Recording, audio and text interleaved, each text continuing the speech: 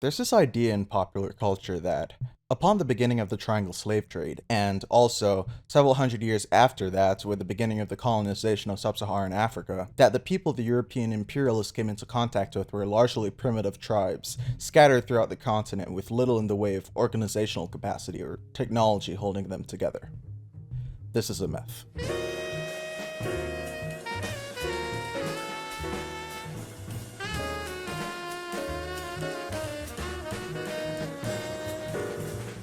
This is a map of pre-colonial Africa. It's not perfect, nothing is, but it does a good job of showing the greatest extents of the various states that occupied several regions in Africa before the Europeans took over the continent. Their borders overlapping if necessary due to the long range of time. For historical and geographical reasons we'll get into later, most of the continent was underdeveloped for a long period of time. But around the period of the 12th to the 16th century, after the Muslims and later the European Christians were able to fully establish trade relations with the sub-Saharan Africans, many resource-rich areas, especially in West Africa, from which the Europeans took most of the slaves, grew, expanded, and eventually solidified themselves as some of the most prosperous, wealthy, and forward-looking states in the world at the time. Now, before we speak about some examples, I'm sure that, looking at that picture, you're wondering why, like, half of the continent is uninhabited by any large-scale civilizations. And to be honest, this is where the myth of the black person living in the middle of the jungle with their tribe of a handful of people only to be snatched up by European soldiers and sold into slavery comes from. There is not in fact much of a governmental superstructure for these areas until relatively recently, in the same way that although Brazil technically owns the majority of the Amazon, there are still people living there completely unaware of the existence of a country called Brazil. It's kind of like that, except for the fact that these kingdoms and empires never claimed ownership of these parts of Africa. To explain why these areas were like this, well, I'll kind of just show you in Europa Universalis 4. To those of you who don't know, EU4 is a historical strategy game where you take control of a country and just exist as a country for like 1,000 years. You might wonder why I'm explaining Africa's relative underdevelopment using a video game, and it's a fair concern, but EU4 is actually quite detailed in terms of representing the geography of the world well. And I'm mainly using this because I can zoom and scroll over to different places and shit. It's useful. Okay, hey everyone, it's me from the future. I'm in EU4. So yeah, let's just get it started. So I'm gonna go to single player whenever it loads. Okay, like select an era. I have like all the expansion packs, so I have a lot of eras, but let's get to like around where the golden age of Africa would be. But then again, it really doesn't matter which era I pick because one, I'm just showing you the geography. This is more of a geography lesson than anything. By the way, I'll try my best to kind of do that. I'm not like, geography really isn't my specialty. I've got like a pretty good knowledge of how these like geographical factors kind of factored in to the historical factors we'll end up talking about in this essay. And also another big reason is because this map is somewhat inaccurate. I don't want to say very inaccurate. There's some good things about it, but it's questionable, I think. I just noticed there's a Ming Kalahari. As far as, I mean, like, I'm familiar with, like, the fact that there were some missions to East Africa or some expeditions to East Africa from China. As far as I know, they didn't take over a significant part of Southern Africa. Okay, let's switch to the terrain mode. So, here you can kind of see, like, well, I mean, this is obviously the Sahara Desert. But a lot of people kind of don't know how much the Sahara Desert kind of plays into the sort of political realities of Africa. I mean, like, it's kind of just obviously really hard to develop in, like, the very parched desert, which is why a lot of these kind of places show up as kind of low development or completely uninhabited. So what you kind of end up seeing is that the real kind of large-scale civilizations end up being around the coast, because the Sahara tends to take up a lot of northern Africa here.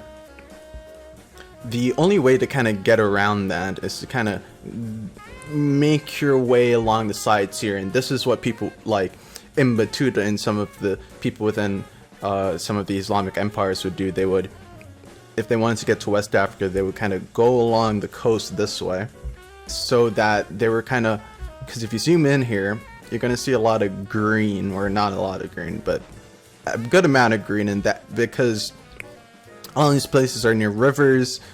And a lot of people know Egypt, for example.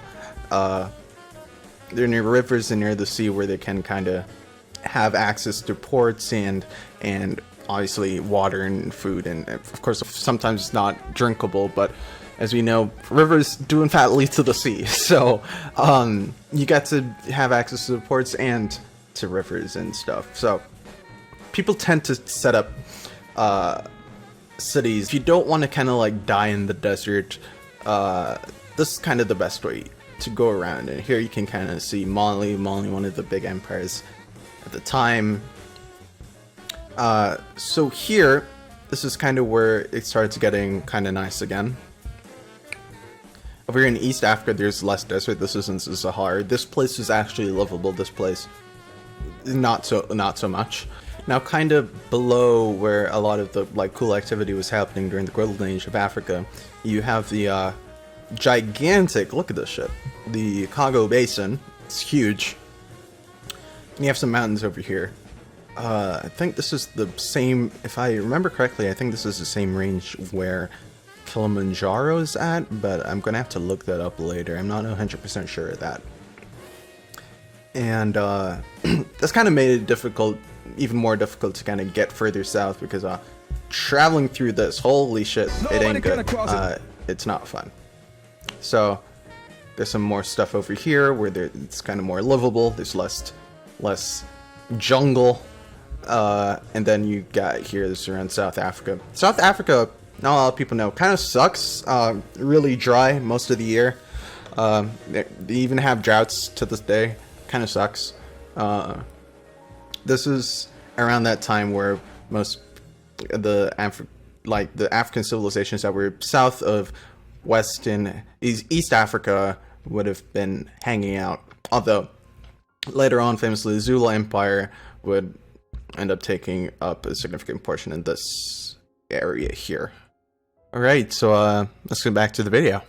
So why is it that the Europeans, upon instituting the triangle trade, didn't jump immediately to taking over all of Africa and getting slaves that way? Well, the problem is that if they did that, they instantly would have been annihilated, shamed, and their entire project in the now budding New World would have collapsed due to the lack of forced manpower. Since they were mainly getting their slaves from West Africa because, you know, it was closer than South or East Africa, it has to be said that the West African nations had the resources, the manpower, and the alliances to make the Crusades look like resounding successes in comparison. You see, up until the discovery by the eastern part of the Earth of the western part of the Earth, Europe was, to be frank, a backwards, scientifically illiterate place filled with warring tribes duking it out for the limited space they had. At the very least until the Carolingian Empire, when a large part of Europe instead became a backwards, scientifically illiterate place still at war all the time, but also they hated the Muslims because they were stealing their lands. But after that discovery, several lucky things happened to Europe. We'll get back to that later. Like I said earlier, West Africa, due to being incredibly resource-rich, grew to be extremely wealthy, though to be fair, they were still developing due to the reasons I stated earlier. The best example of this is the Mali Empire, most famous for one of its heads of state, Mansa Musa, who is believed by Thad Morgan of History.com to be the richest man ever, who once wounded Egypt's economy for years during his pilgrimage to Mecca because he just kept giving out gold since he had way too much for himself, which caused massive inflation. People talk about Mansa Musa a lot for obvious reasons. I mean, the amount of money he had was fucking absurd, but I think what's equally if not more interesting is the society and the state of Mali at the time. According to one of the only people who actually wrote down stuff about Mali, since during the time of the empire the oral tradition of historicity was in full effect, Ibn Battuta, Malian society was rather more progressive than the Islamic parts of the Middle East and other parts of Africa, as the liberal gender expectations found in the local religions didn't mesh well with the strict gender roles of Islam. In certain key aspects of life, Malian society would have looked quite forward-looking compared to most large-scale civilizations at the time. For example, women were free to not wear veils, have friendships with men who were not their husband, etc. Being a North African Berber, Ibn Battuta was shocked by these customs, which is presumably why he made particular note of them. Malian society was also heavily decentralized, despite the massive wealth of the Mansa, believe it or not. Villages, towns, and cities elected a sort of mayor for themselves, or resolved local issues, whereas at the county level, the administrative head and governor were either democratically elected or selected through inheritance, whichever was the tradition of that country. As a fan of decentralized governments myself, I think certain aspects of this system are pretty cool besides the whole monarchy thing, considering most places at the time had almost no democracy in the power structures that existed. Speaking of power structures, let's talk about slavery. Ah, you didn't think I would get to that, did you? Ah, who am I kidding you? Of course you knew I was going to bring up slavery. Look, the fact that the West African nations, including Mali, used slaves sucked. In fact, you might be wondering why the Africans would sell their own to a bunch of Europeans. There are two main reasons for this. The first is that this Pan-African notion of an overarching Africanness is an extremely new phenomenon, and also a rather inaccurate one if you speak of it on a biological basis and not a historical one.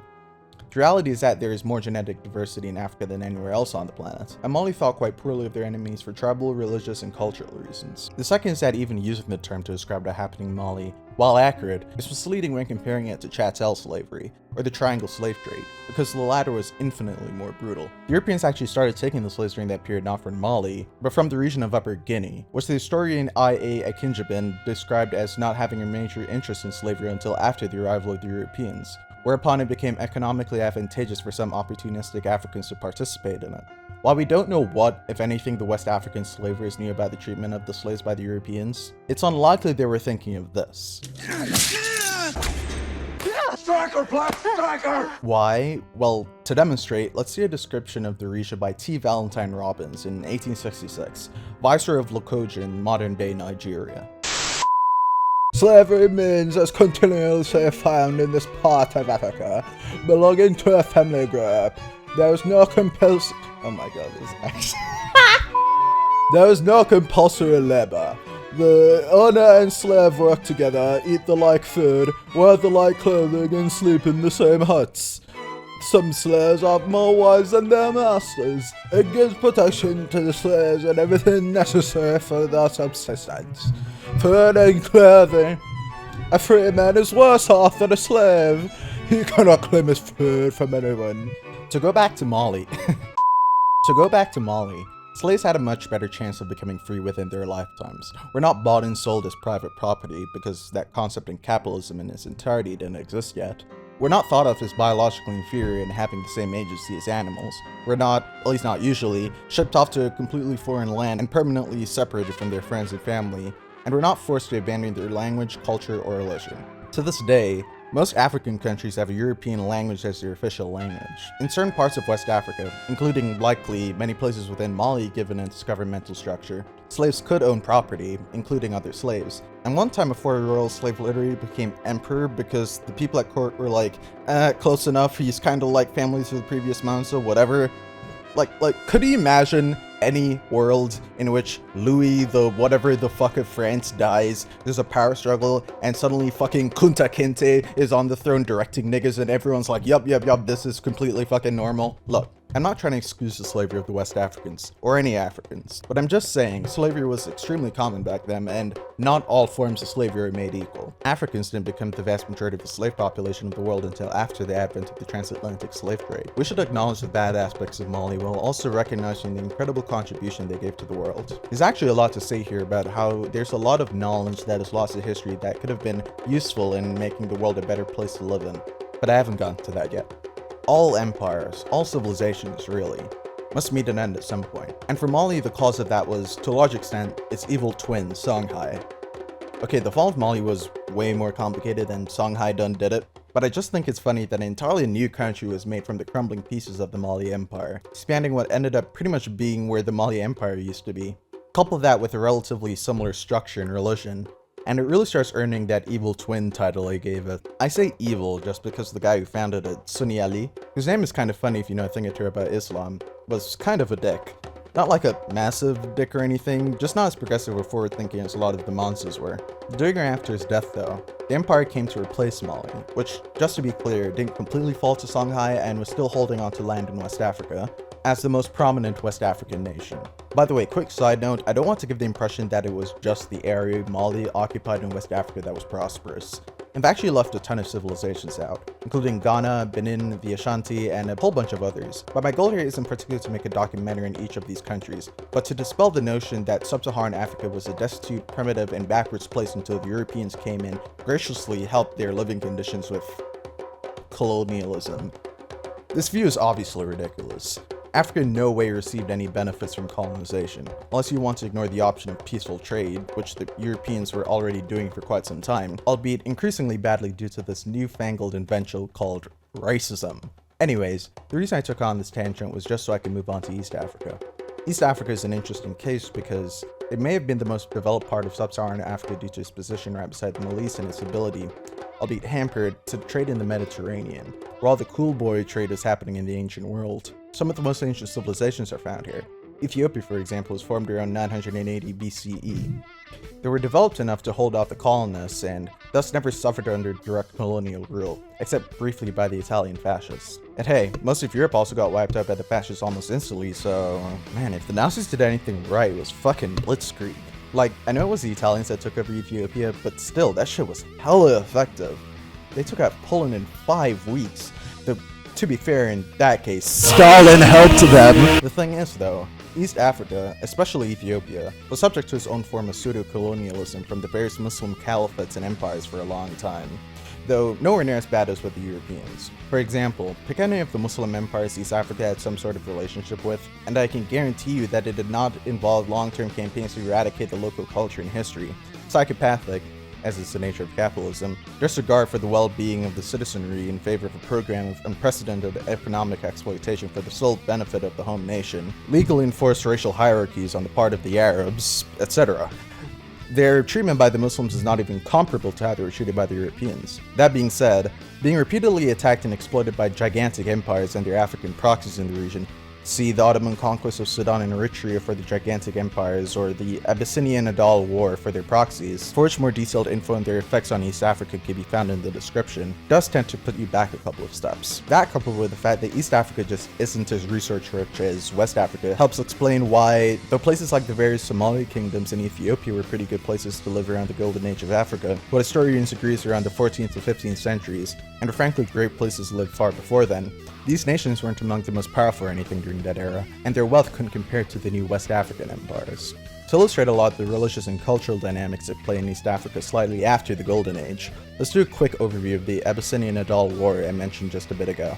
For those of you who don't know, Abyssinia is just the Ethiopian Empire, whereas Adal refers to the Adal Sultanate, a somewhat short-lived but powerful Somali kingdom east of Abyssinia that had strong ties, financial and otherwise, to the Ottomans. You know, these guys. Like I said, having those guys be against you isn't what you'd call strategically optimal. So when Adal went to war, the Ottomans did as well, which almost led to the destruction of Ethiopia. However, the Ethiopians, being the only Christians in the region, were able to secure the help of the Portuguese Empire, which was rapidly developing into a world superpower itself after Europe learned of the Americas, driving out the Somalis and the Turks from their lands. This concludes the last time the Europeans ever did anything good in Africa. Just kidding, they did other nice things like yeah, honestly, I don't want to give the impression that this was anything but a belligerent stumbling into the right position by the Portuguese. This will come into play a lot later for obvious reasons, but this was an alliance based purely on the Portuguese's desire to, like the Vikings, raid the coast of East Africa without engaging in an all-out war, helping to interrupt their contemporary supremacy in the Indian Ocean trade.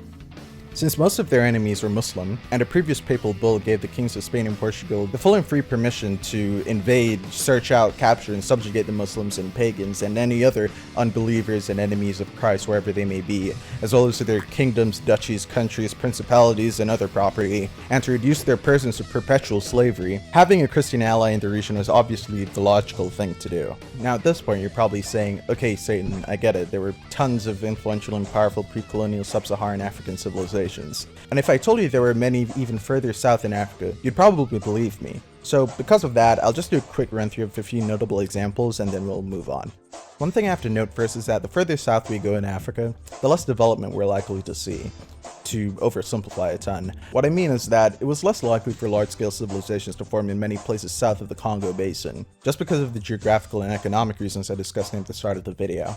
Trade's important for development, really important, so not being able to do that for most of ancient history will put you back a few paces. Still though, they were rapidly developing, just as they are now, despite the thievery that continues to this day. So yeah, Just to name a few examples of the civilizations that were around in the pre-colonial golden age that had their own culture and inventions and contributions to the collective human knowledge and blah blah blah, you get the drill.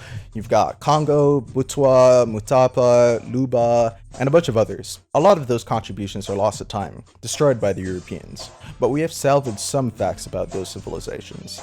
To name an example, Bunyoro had a method to somehow perform near painless modernist surgery. Given my knowledge of non-African history, that sounds like fucking magic to me, but hey, what do I know? But you might have noticed that I've been alluding a lot to what happened between the Europeans and the Africans during colonialism and how that affects our knowledge of Africa's history today. It's actually one of the great tragedies of historiography, the lost history of the people of Africa. And yeah, there really isn't much getting around this, so let's jump into how we got to the place we're in now. You know, if I believed that Africa really was a continent filled solely with wandering tribes with no large-scale civilization anywhere, I could at least understand the idea that Africa was better off after colonization because they got technology and stuff. But given what we know now, it should be obvious to everyone that no, there were no significant advances in any area for the Africans. I mean, one look at where they are now should tell you what you need to know. Development went down under the Europeans. Their knowledge and unique contributions to the global market went down. Everything about their society got worse. Why? Obviously, because the point was never to develop Africa. The point was to extract as much as possible for the benefit of Europe. And under capitalism, where there is a winner, there must be a loser. Hell, even if the Africans said, fuck it, we're never trading with the Europeans ever again, just, the guys who don't think we're subhuman bags of meat to be used for the purposes of smarter men, they would be in a much better position in every respect than you can think of come the 21st century. That being said, Europe's detrimental effect in Africa started relatively soon after the advent of the Atlantic slave trade. There are a lot of small effects that would eventually lead to the stagnation of sub-Saharan Africa's economy post the Golden Age. But just to summarize most of the main ones, the massive numbers of slaves taken from Africa, which mostly comprised young, healthy adults, the backbone of a feudal economy, led to a population stagnation and labor shortage. Europe's new wealth developing a pre-colonial system of exploitation for most of the developing world, wherein, to keep up with the demand for raw cotton by Europe and the subsequent flooding of the African markets with cheap industrially produced cloth, the African economy had to, in order to have any source of foreign income now lost in overall market share to Europe's industrially produced goods, orient itself more and more around the agricultural cultivation of raw cotton, creating a situation in which, especially because the vast majority of African knowledge was passed down through the oral tradition, technological and economic innovation was neutralized due to generations further and further losing the knowledge of their forefathers, the political unrest that occurred as a result of these factors. That being said,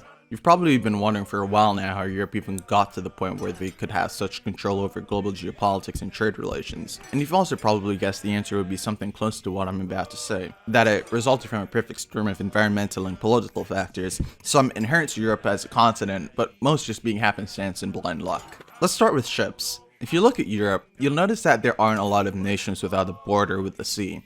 And this of course holds historically as well. Similar places to compare this to would be Southeast Asia, where arguably greater advances in ship technology were achieved, and the pre-colonial Caribbean.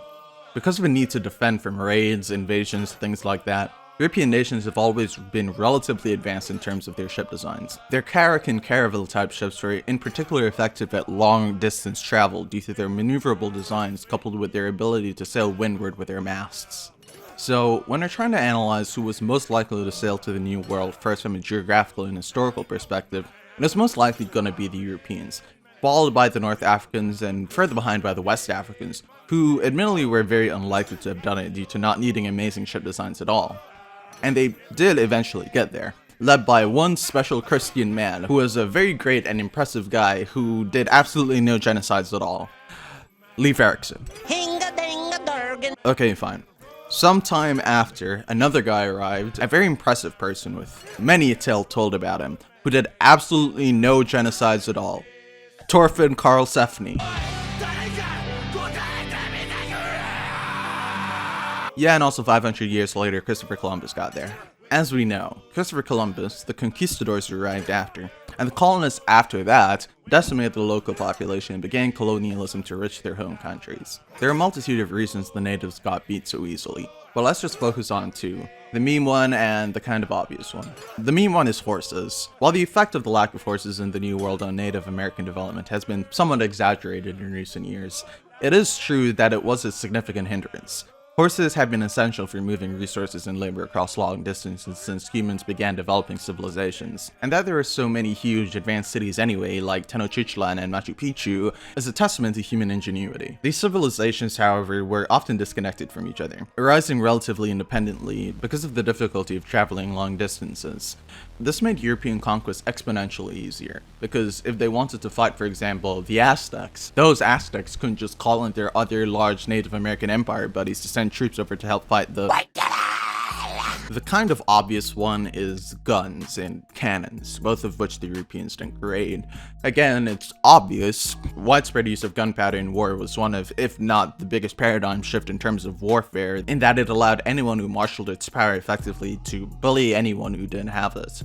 And bully they did, taking more and more land, and you know the rest. Expansion into the New World and the slavery sustaining it was extremely profitable for Europe. Obviously. They wouldn't have done it if they didn't think they'd benefit. They weren't enslaving the natives out of the good of their hearts. Just this would have been enough to put Europe into a whole new region of wealth, especially since they had prime access to all of the cool goods from the New World. But further than that, there's one more boost that they received to their power: capitalism. Let's go through a run-through of why capitalism is so much more effective at production than feudalism.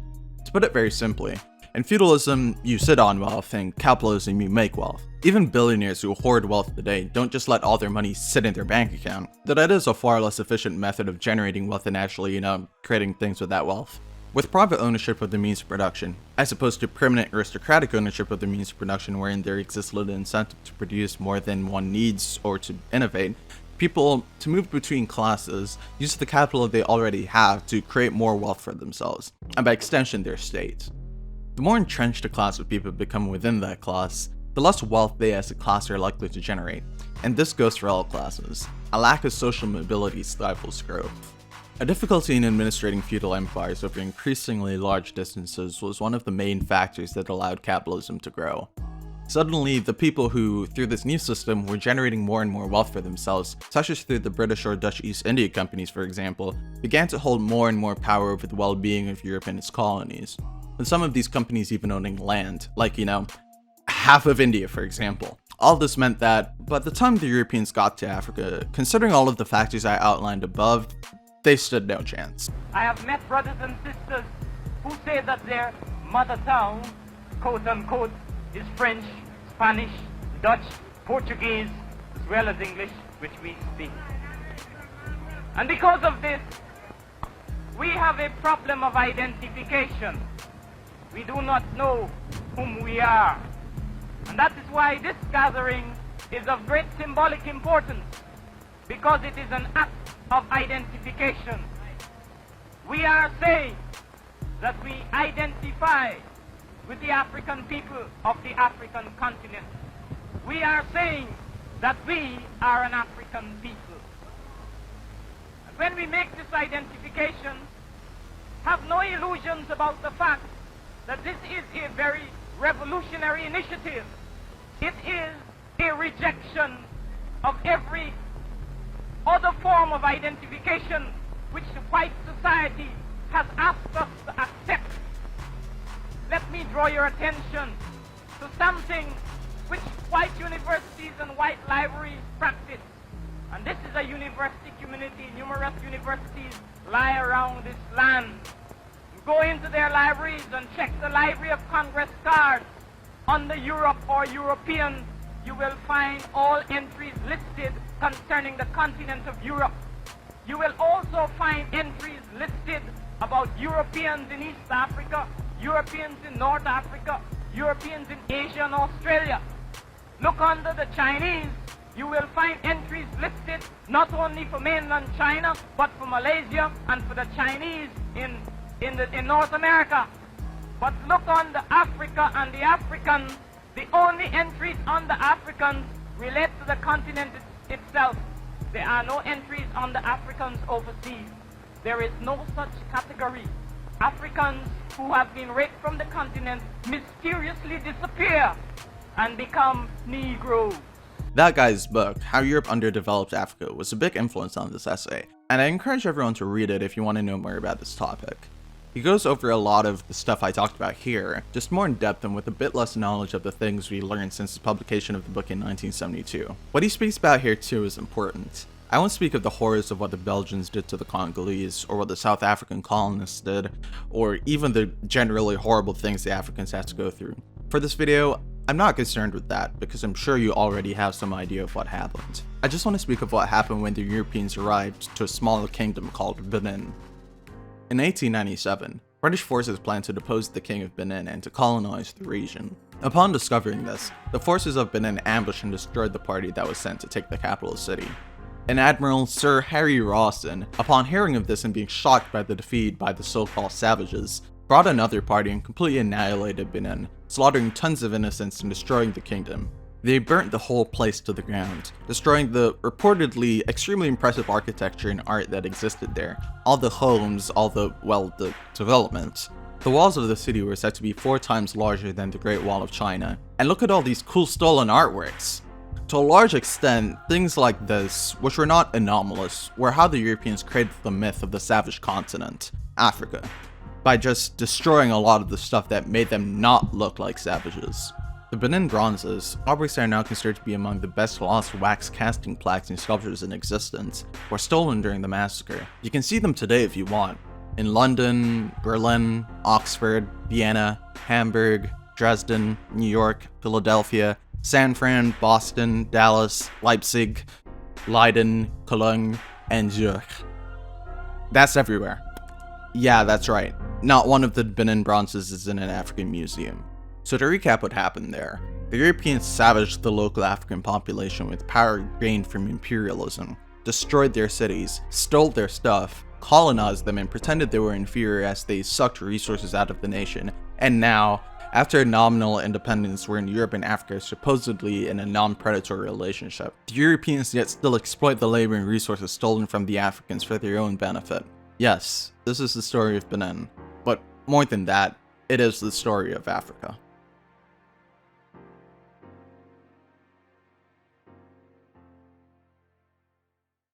Thanks for watching, guys. I appreciate any support you can give, so like, subscribe, and share this video, please. The links for citations and further reading are in the description. You have no idea how long I've been working on this, several months to be exact, so I'm pretty proud of this one, and I hope you guys are too. So yeah, see you around for the next one. Bye!